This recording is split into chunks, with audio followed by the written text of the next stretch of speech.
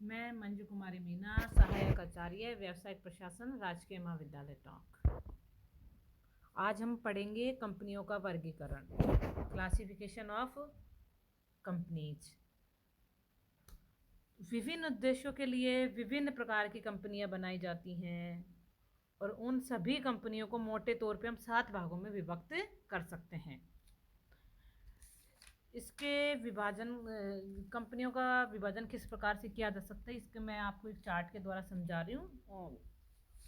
तो इसमें सभी प्रकार की कंपनियों का वर्गीकरण किस प्रकार किया जा सकता है वो एक चार्ट के द्वारा मैं आपके सामने रख रही हूँ। तो सबसे पहले हम कंपनी का विभाजन करेंगे निर्माण की विधि के आधार पर। किसके आधार पर? निर्माण की विधि के आधार पर। दूसरे नंबर पे हम विभाजन करेंगे सदस्यों के दायित्वों के आधार पर। तीसरा है सदस्यों की संख्या के आधार पर। चौथे प्रकार से हम डिवाइड करेंगे नियंत्रण के आधार पर, नियंत्रण के आधार पर। फिर स्वामित्व के आधार पर, पूंजी बाजार में पहुंच के आधार पर। और एक सातवां है अन्य विभिन्न प्रकार की कंपनियां, जिसमें कई प्रकार, जैसे धर्मार्थ कंपनियां, लघु कंपनियां, निष्क्रिय कंपनियां, निधि और विदेशी कंपनियां आदि शामिल हैं। तो हम सबसे पहले पढ़ेंगे निर्माण या समामेलन के आधार पर हम कंपनी को कैसे विभक्त कर सकते हैं। निर्माण या समामेलन की विधि के आधार पर भी हम कंपनी को कितने भागों में बांट सकते हैं? 2 भागों में बांट सकते हैं। पहला है असमामेलित या अपंजीकृत कंपनियां और दूसरा है समामेलित कंपनियां। असमामेलित या अपंजीकृत कंपनियां वो कंपनियां हैं, कोई भी संस्था या संगठन कंपनी जो कंपनी अधिनियम 2013 के अधीन या पूर्ववर्ती किसी भी कंपनी विधान के अधीन समामेलित नहीं है, वह असमामेलित या अपंजीकृत कंपनी कहलाती है। कंपनी अधिनियम 2013 के अनुसार अपंजीकृत कंपनी पद में निम्नांकित कुछ संस्थाएं सम्मिलित हैं, जो इस तरीके से हैं। कोई भी साझेदारी फर्म, कोई भी सीमित दायित्व वाली साझेदारी, कोई भी सहकारी समिति, कोई भी समिति और कोई भी अन्य व्यावसायिक संस्था। इनमें से कोई भी संस्था किसी भी समय अपना पंजीयन कंपनी अधिनियम के अधीन करवा सकती है, धारा 366 फर्स्ट के अनुसार। ये तो हो गई असमामेलित या अपंजीकृत कंपनियां। अब है समामेलित कंपनियां। समामेलित कंपनी से तात्पर्य एक ऐसी कंपनी से है जिसका निर्माण किसी भी विधान के अंतर्गत हुआ है। ऐसी कंपनियां होती हैं जैसे सहकारी अधिकार पत्र के अधीन निर्मित कंपनियां, शाही अधिकार पत्र के अधीन निर्मित कंपनियां, विशेष विधान के अधीन निर्मित कंपनियां, कंपनी अधिनियम के अधीन निर्मित कंपनियां। इनको भी कितने भागों में बांटा है? 3 तरीके से। कैसे? शाही अधिकार पत्र के अधीन निर्मित कंपनियों के में है कि कोई भी कंपनी जो किसी शासक या प्रभु सत्ता संपन्न व्यक्ति के द्वारा किए गए शाही अधिकार पत्र रॉयल चार्टर के अधीन निर्मित की गई है, उसे शाही अधिकार पत्र के अधीन निर्मित कंपनी कहा जा सकता है। इंग्लैंड में ऐसी कंपनियों का निर्माण का प्रचलन रहा है। ईस्ट इंडिया कंपनी तथा बैंक ऑफ इंग्लैंड नामक 2 कंपनियां ऐसे उदाहरण हैं। यदि ऐसी कोई कंपनी अपने से संबंधित अधिकार पत्र का उल्लंघन करती है तो शासक या प्रभु सत्ता संपन्न व्यक्ति अधिकार पत्र को निरस्त कर उस कंपनी के समापन का आदेश दे सकता है। लेकिन इंडिया में इस तरह की कंपनियां नहीं बनती हैं। भारत में इस प्रकार की कंपनियों का निर्माण नहीं होता है। दूसरा, विशेष विधान के अधीन निर्मित कंपनियां। जो कंपनियां संसद या किसी भी अन्य राज्य की विधानसभा द्वारा बनाए गए किसी विशेष विधान के अधीन निर्मित होती है, इनको वैधानिक कंपनी कहते हैं। वैधानिक कंपनी में कौन कौन सी कंपनियां आती हैं? जैसे जल, विद्युत, परिवहन आदि के संचालन हेतु भारतीय रिजर्व बैंक, भारतीय जीवन बीमा निगम, राज्य पथ परिवहन निगम, ये वैधानिक कंपनियों के उदाहरण हैं।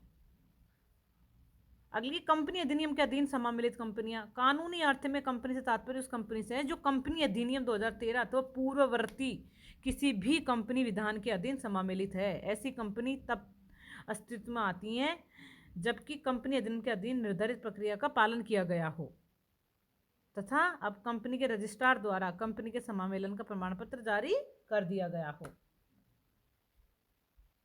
तथा कंपनी अधिनियम के प्रावधानों तथा इस प्रावधान अधिनियम के अधीन अधिसूचित नियमों विनियमों द्वारा अभिशासित की गई हो। ऐसी कंपनी को क्या बोलेंगे? समामिलित कंपनियां। अगला है सदस्यों के दायित्व के आधार पर कंपनियां। सदस्यों के दायित्व के आधार पर भी हम कंपनियों को 3 भागों में डिवाइड करते हैं। कैसे? अंशों द्वारा सीमित कंपनियां, गारंटी द्वारा सीमित कंपनियां और असीमित दायित्व वाली कंपनियां। अंशों द्वारा सीमित कंपनियां कौन सी होती हैं? अंशों द्वारा सीमित कंपनी से तात्पर्य एक ऐसी कंपनी से है जिसके सदस्यों का दायित्व उनके द्वारा धारित अंशों के अंकित मूल्य की अदत्त राशि यदि कोई हो तो तक ही सीमित है। और इन कंपनियों के पीछे सामान्यतः प्राइवेट लिमिटेड शब्दों को जोड़ना पड़ता है। अगली है गारंटी द्वारा सीमित कंपनी। गारंटी द्वारा सीमित कंपनी से तात्पर्य एक ऐसी कंपनी से है जिसके सदस्य उस कंपनी के समापन की दशा में वह राशि देने के लिए उत्तरदायी होते हैं जितनी राशि देने के लिए उन्होंने वचन या गारंटी दी है। कहने का मतलब उन्होंने लिखित में कितनी राशि देने की गारंटी दी है उसके बराबर वो व्यक्ति उतनी ही राशि देने की के लिए उत्तरदायी होते हैं जितनी की उन्होंने वचन या गारंटी दी है।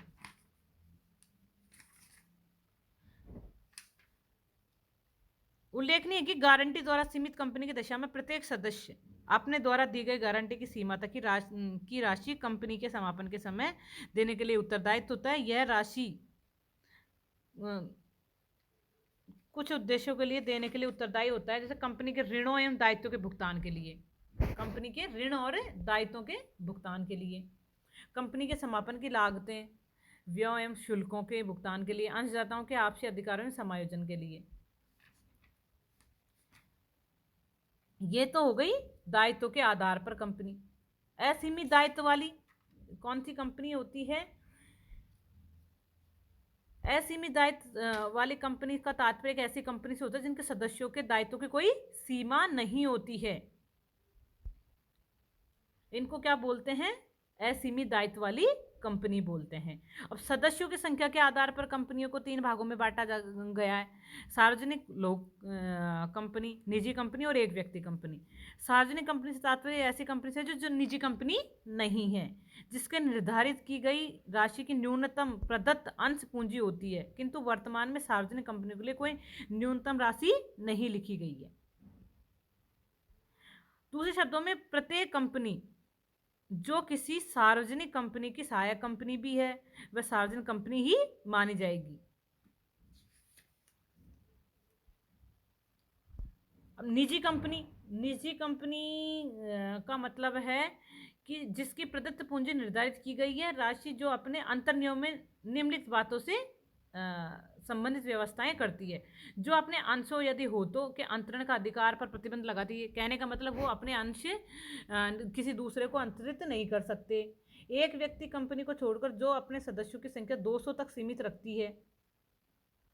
कहने का मतलब निजी कंपनी के सदस्यों की संख्या 200 होगी। ऐसे व्यक्ति जो पहले कंपनी के कर्मचारी होते हुए भी कंपनी के सदस्य थे और अब कर्मचारी न होते हुए भी कंपनी के सदस्य बने हैं, इनको क्या बोलते हैं? निजी कंपनी। एक व्यक्ति कंपनी से तात्पर्य एक ऐसी कंपनी से है जिसका केवल एक ही सदस्य होता है, इनको एक व्यक्ति कंपनी बोलते हैं। चौथा प्रकार है नियंत्रण के आधार पर कंपनियां। इनको भी हम 3 भागों में बांटते हैं: सूत्रधारी या नियंत्रक कंपनी, सहायक कंपनी, सहचारी या संबंध कंपनी। सूत्रधारी कंपनी से मतलब होता है एक या अधिक कंपनियों के संबंध या संदर्भ में सूत्रधारी कंपनी से तात्पर्य उस कंपनी से है जिसकी ऐसी कंपनियां सहायक कंपनियां हैं। सूत्रधारी कंपनी से तात्पर्य किसी एक ऐसी कंपनी से जिसकी एक या एक से अधिक सहायक कंपनियां होती हैं। कहने का मतलब उसकी एक या एक से अधिक सहायक कंपनी होती है, इनको बोलेंगे होल्डिंग कंपनी। सहायक कंपनी, कंपनी अधिनियम के अनुसार किसी भी अन्य कंपनी अर्थात सूत्रधारी कंपनी के संदर्भ में या संबंध में, सहायक कंपनी से तात्पर्य उस कंपनी से है जिस पर सूत्रधारी कंपनी किसी भी प्रकार से नियंत्रण रखती है। कहने का मतलब सूत्रधारी कंपनी का सहायक कंपनी पे नियंत्रण होता है।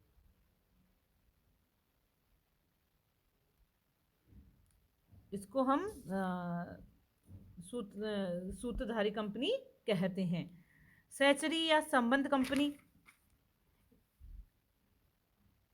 किसी अन्य कंपनी के संबंध में या संदर्भ में सहचरी या सहयोजित या संबंध कंपनी से तात्पर्य किसी ऐसी कंपनी से है जिस पर किसी अन्य कंपनी का सारवान या महत्वपूर्ण प्रभाव हो, किंतु वह कंपनी उस प्रभाव रखने वाली कंपनी की सहायक कंपनी नहीं होती है। इसको हम सहचर कंपनी कहते हैं। अगला है जो इसका पांचवा प्रकार है वो स्वामित्व के आधार पर। स्वामित्व के आधार पर भी दो भागों में बांटी गई है, सरकारी कंपनी और गैर सरकारी कंपनियां। पूंजी बाजार में पहुंच के आधार पर भी दो प्रकार की कंपनियां होती हैं, सूचीबद्ध कंपनियां और असूचीबद्ध कंपनियां। और अन्य प्रकार की कंपनियों में धर्मार्थ कंपनियां, बिना लाभ के उद्देश्य करने वाले जो चैरिटी ट्रस्ट वगैरह होते हैं वो, लघु कंपनियां, निष्क्रिय प्रशुप्त कंपनियां, निधियां, विदेशी कंपनियां, इनको सातवें टाइप में शामिल किया है। तो हमने आज कंपनी का वर्गीकरण पढ़ा है।